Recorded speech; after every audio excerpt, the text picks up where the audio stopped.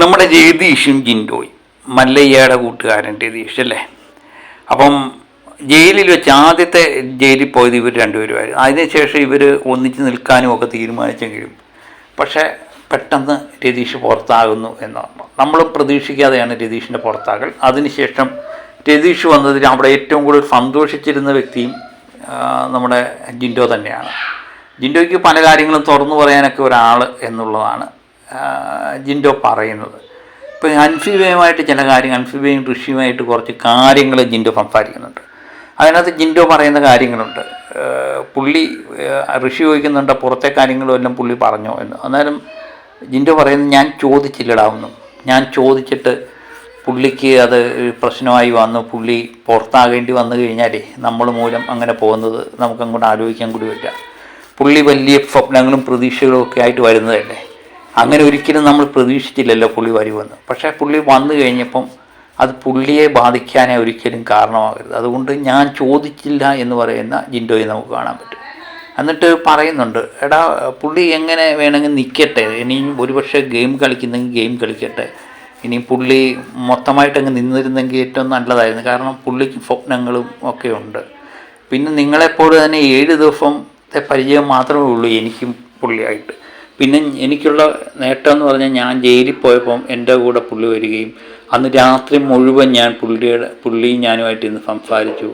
അപ്പം പുള്ളിയുടെ എല്ലാ കാര്യങ്ങളും എന്നോട് തുറന്നത്, വീട്ടിലെ കാര്യങ്ങൾ, നാട്ടിലെ കാര്യങ്ങൾ, പുള്ളിയുമായിട്ട് ബന്ധപ്പെട്ട എല്ലാ കാര്യങ്ങളും എന്നോട് സംസാരിച്ചു. അതുകൊണ്ട് പുള്ളിയോടൊരു സ്നേഹം എനിക്കുണ്ട്. അതുകൊണ്ട് പുള്ളി ഇനി ഇവിടെ നിൽക്കുന്നുണ്ടെങ്കിൽ പുള്ളിയായിട്ട് ചേർന്ന് ഗെയിം കളിക്കാനൊന്നും ഞാൻ തയ്യാറല്ല. ഞാൻ ഒറ്റയ്ക്ക് തന്നെയാണ് ഗെയിം കളിക്കാൻ പോകുന്നത്. അത് ബാക്കിയുള്ള മത്സരാർത്ഥികളെ പോലെ ഒരാൾ തന്നെ ആയിരിക്കും രതീഷ് എന്ന് ജിൻഡോ പറയുന്നുണ്ട്.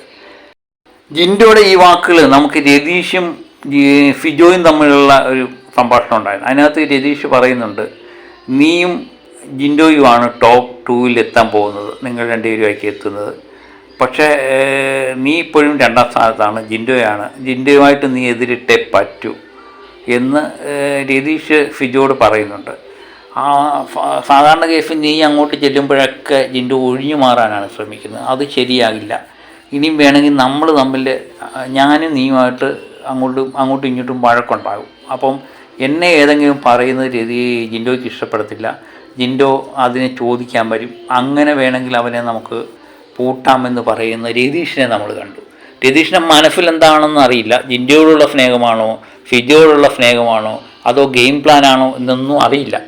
ഏതായാലും ഇവരെ തമ്മിൽ കൂട്ടിമുട്ടിച്ചിട്ട് ഇവരാരെങ്കിലും ഒരാൾ പുറത്താകുന്നെങ്കിൽ പുറത്താകട്ടെ എന്ന് രതീഷ് വിചാരിക്കുന്നുണ്ട്. ഒരുപക്ഷെ രതീഷ് ഗെയിമിൽ നിൽക്കാനുള്ള സാധ്യതയായി. ഇവർ രണ്ടുപേരാരെങ്കിലും നിന്ന് കഴിഞ്ഞാൽ തനിക്ക് പണിയാകുമെന്ന് രതീഷ് നേരത്തെ അറിഞ്ഞുകൊണ്ടായിരിക്കാം ഇങ്ങനൊരു കളി കളിക്കുന്നത്.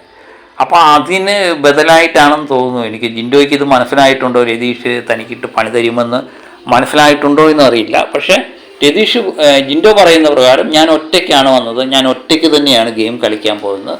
ഇനി ഒരു പക്ഷേ രതീഷ് ഇവിടെ നിൽക്കുകയാണെങ്കിൽ തന്നെ ഞാൻ പുള്ളിയുമായിട്ട് ചേർന്ന് ഗെയിം കളിക്കാൻ തയ്യാറല്ല. എൻ്റെ ഗെയിം ഒറ്റയ്ക്ക് കളിക്കുന്നതാണ്.